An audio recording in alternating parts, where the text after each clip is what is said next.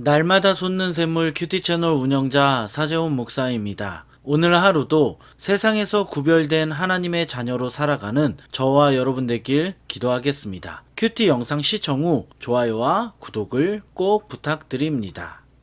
제 22장. 내 형제의 소나 양이 길 잃은 것을 보거든 못 본 채 하지 말고 너는 반드시 그것들을 끌어다가 내 형제에게 돌릴 것이요, 내 형제가 내게서 멀거나 또는 내가 그를 알지 못하거든 그 짐승을 내 집으로 끌고 가서 내 형제가 찾기까지 내게 두었다가 그에게 돌려줄지니, 낙이라도 그리하고 의복이라도 그리하고 형제가 잃어버린 어떤 것이든지 내가 얻거든 다 그리하고 못 본 채 하지 말 것이며, 내 형제의 낙이나 소가 길에 넘어진 것을 보거든 못 본 채 하지 말고 너는 반드시 형제를 도와 그것들을 일으킬지니라. 여자는 남자의 의복을 입지 말 것이요, 남자는 여자의 의복을 입지 말 것이라. 이같이 하는 자는 내 하나님 여호와께 가증한 자이니라. 길을 가다가 나무에나 땅에 있는 새 보금자리에 새 새끼나 알이 있고 어미새가 그의 새끼나 알을 품은 것을 보거든 그 어미새와 새끼를 아울러 취하지 말고 어미는 반드시 놓아줄 것이요, 새끼는 취하여도 되나니 그리하면 내가 복을 누리고 장수하리라. 내가 새 집을 지을 때에 지붕에 난간을 만들어 사람이 떨어지지 않게 하라. 그 피가 내 집에 돌아갈까 하노라. 내 포도원에 두 종자를 섞어 뿌리지 말라. 그리하면 네가 뿌린 씨의 열매와 포도원의 수산을 다 빼앗길까 하노라. 너는 소와 나귀를 결의하여 갈지 말며 양털과 배실로 섞어 짠 것을 입지 말지니라. 너희는 너희가 입는 겉옷에 네 귀에 술을 만들지니라. 오늘 우리가 읽은 말씀을 보면 하나님은 이스라엘 백성들이 어떤 공동체로 살아가야 하는지 말씀하십니다. 하나님은 이스라엘 백성들이 어떤 공동체로 살아가길 원하실까요? 먼저 첫째로, 하나님은 이스라엘 백성들이 사랑의 공동체로 살아가기를 원하십니다. 오늘 말씀 1절을 보면 내 형제의 소나 양이 길을 잃고 헤매는 것을 보고 그냥 지나치지 말라고 합니다. 반드시 그것들을 형제에게 데려다 주라고 합니다. 그런데 여기서 끝나지 않고 만약 짐승의 주인이 가까이 살지 않거나 짐승의 주인이 누구인지 모를 때 주인이 나타날 때까지 짐승을 집에 데리고 가서 보호하라고 말씀하셨습니다. 당연히 짐승을 보호하는 동안 먹이를 먹이기 때문에 금전적으로 손해를 볼 수 있지만 하나님은 형제를 위해 짐승을 보호하라고 하셨습니다. 또한 3절을 보면 하나님은 다른 형제의 재산을 소중하게 여기라고 말씀하셨습니다. 4절을 보면 형제의 나귀가 그리고 소가 길거리에 넘어져 있는 것을 보면 그냥 지나치지 말고 넘어진 것을 일으켜 세워주라고 합니다. 1절부터 4절의 말씀을 다시 한번 생각해 보면 하나님은 이웃을 사랑하라고 하셨습니다. 이웃을 위해 우리의 것을 희생하라고 하셨습니다. 이웃을 입으로만 사랑하는 것이 아니라 우리의 것을 희생함으로 사랑을 실천하라고 하셨습니다. 하나님은 이웃을 사랑하기 위해 행동하며 노력하라고 하십니다. 사랑하는 여러분, 잘 생각해 보면 여러분은 이웃을 위해 우리의 것을 희생하고 있습니까? 하나님이 우리에게 말씀하신 것과 같이 내 이웃을 위해 내가 가진 것을 나누고 있습니까? 만약에 우리가 우리의 것을 희생하지 않는다면 우리는 하나님 말씀에 불순종하고 있는 것입니다. 여러분, 하나님은 우리가 사랑의 공동체로 살아가기를 원하십니다.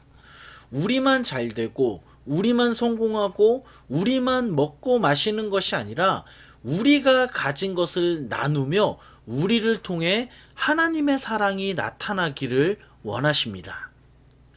여러분, 우리가 왜 이웃을 사랑해야 합니까? 왜 우리가 이웃을 사랑해야 할까요? 그 이유는 예수님이 우리를 사랑하셨기 때문입니다. 예수님은 우리를 사랑하셔서 십자가에서 우리를 구원하셨기 때문입니다. 잘 생각해 보면 예수님은 입으로만, 말로만 우리를 사랑하지 않으셨습니다. 예수님의 희생이 있었고, 노력이 있었고, 행동이 있었기 때문에 우리는 영원한 생명을 얻었습니다. 사랑하는 여러분, 예수님께서 우리에게 주신 사랑을 기억하며 오늘 하루 다른 사람을 위해 우리의 것을 희생하는 저와 여러분 되길 소망합니다. 우리가 사랑을 가지고 남을 위해 희생할 때 그 희생을 통해 하나님이 영광을 받으십니다. 우리의 희생을 통해 사람들은 그리스도를 보게 될 것입니다. 이렇게 하나님은 우리가 사랑의 공동체가 되길 원하십니다. 둘째로, 하나님은 우리가 구별된 공동체로 살아가길 원하십니다.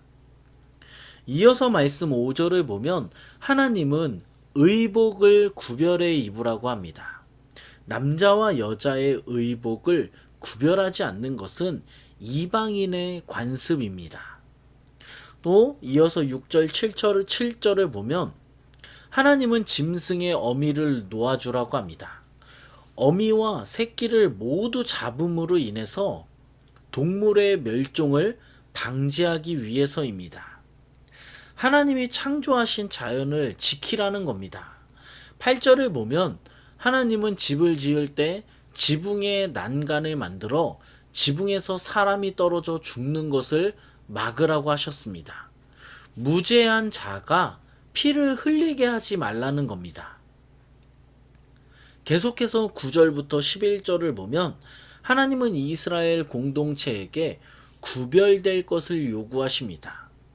우리는 이 말씀을 통해 혼합된 신앙을 우리가 배척해야 한다는 것을 알 수 있습니다. 마지막으로 12절을 보면 겉옷에 내 귀에 술을 만들어 옷에 달라고 하는데, 이것은 하나님의 명령을 지키고 거룩하게 살 것을 다짐한다는 것을 나타냅니다.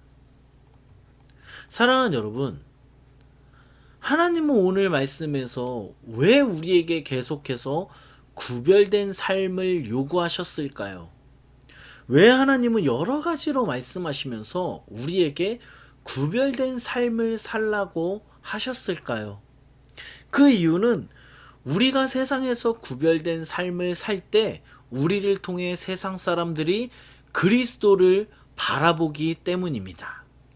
우리가 세상에서 구별된 삶을 살아갈 때 우리를 통해 하나님의 영광이 나타나기 때문입니다. 그러므로 여러분, 우리가 세상에서 구별된 삶을 사는 것 정말 중요합니다. 우리가 구별된 삶을 살지 않으면 세상은 우리를 통해 그리스도를 볼 수 없습니다.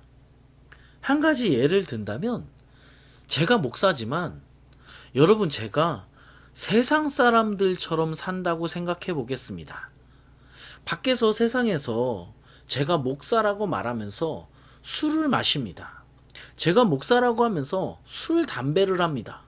막 쌍욕도 하고 사기도 치고 음주운전도 하고 여러 가지 나쁜 짓을 합니다. 여러분, 저를 통해 사람들이 예수 그리스도를 볼 수 있을까요? 절대 볼 수 없습니다. 왜냐하면 구별된 삶을 살지 않았기 때문입니다. 반대로 제가 어려운 사람도 돕고 항상 긍정적이고 밝고 코로나 때문에 어려워하는 사람들을 물질적으로 돕고 어려운 사람들을 위로하고 그들과 함께 울고 웃는다면 사람들은 저를 통해 예수 그리스도를 보게 될 것입니다. 그러므로 여러분, 구별된 삶을 살아가길 소망합니다. 우리가 구별된 삶을 살 때 우리를 통해 많은 영혼이 그리스도를 바라보며 그들이 하나님께 영광 돌릴 것입니다. 오늘 이 말씀을 기억하며 살아가는 저와 여러분 되길 간절히 소망합니다. 기도하겠습니다. 하나님 아버지 감사합니다. 오늘도 말씀을 듣게 하시고 말씀을 알게 하시니 감사합니다. 하나님 아버지, 이웃을 사랑하며 이웃을 위해 희생하는 사람이 되길 원합니다. 내가 가진 것을 이웃에게 나눠주며 우리의 것을 희생해 이웃을 도울 수 있도록 우리를 인도하여 주시옵소서. 하나님 아버지, 오늘 하루도 이 땅에서 구별된 삶을 살기 원합니다. 구별된 삶을 살아감으로 우리를 통해 하나님의 영광이 나타나게 하시고 많은 사람이 예수 그리스도께 돌아올 수 있도록 은혜를 부어 주시옵소서. 오늘 특별히 취업을 앞둔 자녀들을 위해 기도합니다. 하나님, 자녀들을 축복하시고 은혜 주시고 힘 주셔서 취업의 문이 열릴 수 있도록 인도하여 주시옵소서. 진로의 문이 열리게 하여 주시옵소서.